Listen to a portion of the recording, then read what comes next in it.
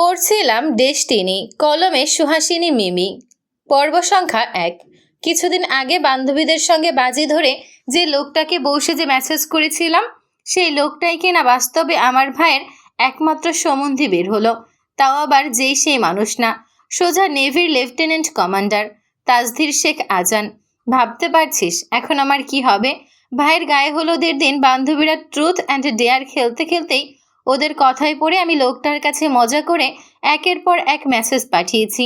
ইস, কি মেসেজই না পাঠিয়েছি, তখন ভাবতেই তো লজ্জায় মাথা কাটা যাচ্ছে আমার।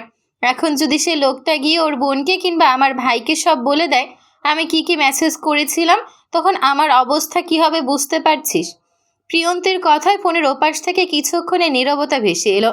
এরপর অপর প্রান্তের ব্যক্তিটি কি বলবে ঠিক ভেবে পাচ্ছিল না যে। শেষে কোনো রকমে ওকে সান্ত্বনা দিয়ে বলল, তুই কি শিওর উনি সেই লোক? মেয়েটা হতাশ, প্রত্যুত্তর করলো, শিওর না হয়ে বলছি। ভাবিদের বাড়িতে ঢুকেই তো দেয়ালে ওনার একটা বড় ছবি দেখলাম। যেই ছবিটা সেদিন ফেসবুকের প্রোফাইলে ছিল ঠিক সেটাই। ওপাশ থেকে উত্তর এলো দ্রুত, কেন? তুই আগে জানতিস না যে তোর ভাবির বড় ভাই হন সে? জানলে কি আর এমন ভুল করার মতো মহাভুল করতাম রে? শুনেছি লোকটা নাকি এবার ছুটিতে বাড়িতেও এসেছে।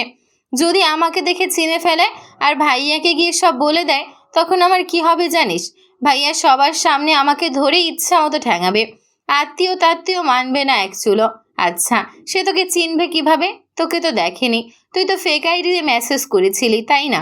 এখন এটা বলিস না যে অরিজিনাল আইডি দিয়েই করেছিলি। প্রিয়ন্তী ক্ষীণ গলায় বলল, অরিজিনালই ছিল। ওপাশ থেকে একরাশ হতাশা ঝরে পড়ল সঙ্গে সঙ্গেই। বলল হাপুত্তাস করে, এইবার আর তোকে কে বাঁচাবে চান্দু? শুনেছি এই অফিসাররা খুব অ্যাংরি মাইন্ডের হয়, ইগোও নাকি আকাশচুম্বী। ওনার ইগোতে যদি লেগে যায় তাহলে আজ তোর আর রক্ষে নেই, ধরে রাখ। তবে একটা কাজ করতে পারিস, লোকটা তো তোকে দেখেনি এখনো, তার আগেই না হয় তুই ওই বাড়ি থেকে কেটে পড়। প্রিয়ন্তী ঘড়ির কাঁটার দিকে তাকালো। রাত 1টা পেরিয়ে গেছি ইতোমধ্যে। এই সময় বাড়ি ফেরা অসম্ভবই প্রায়। ওদের বাসা যেতেই লাগবে 2-3 ঘন্টা, তার উপর মধ্যরাত। এত রাতে তো যেতেও পারবে না রে। তাহলে আজকে কোনো রকম গা ঢাকা দিয়ে থাক, কাল সকালে লোকটা দেখার আগেই কেটে পড়িস। এছাড়া তো আর কোনো উপায় দেখছি না। বান্ধবীর শেষ কথাটা প্রিয়ন্তীর মনে গাঁথল। সায় মিলিয়ে জানালো তাতে, হ্যাঁ সেটাই ভালো। আজ না হয় কোনো রকম লুকিয়ে থাকি রুমে, সকাল হলেই এই বাড়ি থেকে আমাকে আর পাই কে। কেন আমাকে ডাক্তার দেখাবেন না মিস প্রিয়ন্তী? অমনি পেছন থেকে ভারী পুরুষালী গমগমে সুরে অন্তরাত্মা কেঁপে উঠল প্রিয়ন্তীর। ফ্যাকাশে মুখখানা চুপসে গেল পুরোদমে, গলা শুকিয়ে কাজ হলো। ফোনটা কানে চেপে ধরে থাকলো ভাবে। ওপাশ থেকে মনে হলো ওর বান্ধবী ও কণ্ঠস্বরটা শুনেছে, তাই তো সঙ্গে সঙ্গে টুট টুট শব্দে কেটে গেল লাইনটা। তবুও ঘাড় ঘোরানোর সাহস হলো না প্রিয়ন্তীর। আমি তো এবার বেশ লম্বা ছুটিতে এসেছি। ভেবেছিলাম আপনি আমাকে আমার গোপন রোগের জন্য ডাক্তার দেখাবেন, তাই ভাবলাম ডাক্তারটা না হয় দেখিয়েই যাই। তা আপনার বাচ্চা কাচ্চাদের তো দেখতে পাচ্ছি না। ওরা কোথায়? রাত তো অনেক হয়েছে, নিশ্চয়ই ঘুমিয়ে পড়েছে, তাই না? ডাকুন ওদের। বাবাকে দেখবে না? আমি তো আমার বাচ্চা কাচ্চাদের না দেখে এখান থেকে এক পাও নড়ছি না। প্রিয়ন্তীর বুক ধরফর করছে সমান বেগে। কোনো রকমে ভয় সামলে ধীরে ধীরে ঘাড় ঘোরালো সে। চোখ তুলে তাকাতেই সম্মুখীন হলো লোকটার। ধূসর রঙা টি শার্ট আলা কালো ট্রাউজারে দৈত্যের মতো লম্বা শরীরে এই কমান্ডারকে দেখতেই হৃৎপিণ্ড ঘোরার মতো দ্রুত ছুটল ওর। ধারালো চোয়াল, ছোট ছোট করে কাটা চুলগুলো কপালের ওপর থেকে পেছনে আঁচড়ানো। লোকটা দুভুরো কিঞ্চিত নিচে ছোট্ট একটা কাটা দাগ। উজ্জ্বল ফর্সা বরণের এই পুরুষটিকে দেখেই বোঝা যায় কোনো সামরিক বাহিনীর অন্তর্ভুক্ত সে। ওর এসব খুঁটিয়ে খুঁটিয়ে দেখার মাঝেই লোকটা স্ট্রাইট করে এগিয়ে এসে ট্রাউজারের 2 পকেটে 2 হাত ঢুকিয়ে দাঁড়ালো ওর সামনে।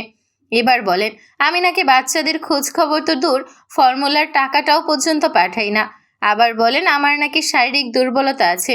যদি সত্যিই আমার দুর্বলতা থাকতো তাহলে এক রাতেই আপনার পেটে বাচ্চা এলো কিভাবে মিস প্রিয়ন্তী? প্রিয়ন্তীর মাথাটা সঙ্গে সঙ্গে নিচে নেমে গেল, কপাল ঘেমে টেমে একাকার। লোকটা সবকিছু খুব সূক্ষ্ম চোখে লক্ষ্য করল, তারপর ধীর গলায় বলল, সে যাই হোক, আপাতত আপনার শেষ কথাটা রাখতে এসেছি আমি। আপনি বলেছিলেন এবার এলে আপনি নাকি আমাকে ডাক্তারের কাছে নিয়ে যাবেন আমার গোপন সমস্যার চিকিৎসা করাতে।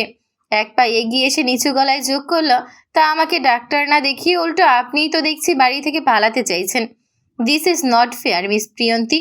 প্রিয়ন্তীর শরীর কাঁপছে, ঠোঁট শুকিয়ে গেছে, হাতে থাকা ফোনটা শক্ত করে চেপে ধরে চোখ মুখ খিচে কোনো রকম বলল, শুধু প্লিজ আমাকে ক্ষমা করে দিন। ভাইয়ার হলুদে বান্ধবীদের সাথে ট্রুথ অ্যান্ড ডেয়ার খেলতে গিয়ে ভুল করে আপনাকে মেসেজ করে ফেলেছিলাম। আপনার আইডি আমি নিজে সিলেক্ট করিনি, বিশ্বাস করুন। ওরাই আমাকে বলেছিল আপনাকে মেসেজ করতে। আমি সত্যিই খুব লজ্জিত।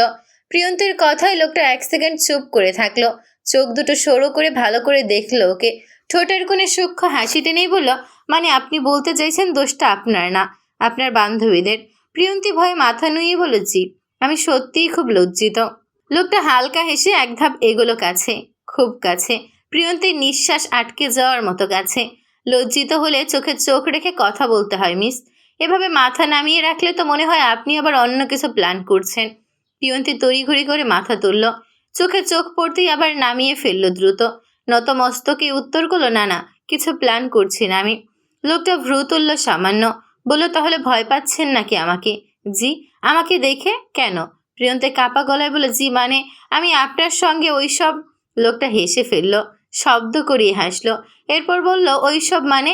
এক রাতে বাচ্চা, দুধের টাকা, গোপন রোগ, সেই সব। প্রিয়ন্তীর মুখ লাল হলো লজ্জায়। মিয়ে গেল মেয়েটা। এবার নিচু স্বরে বলল, প্লিজ এসব বলবেন না।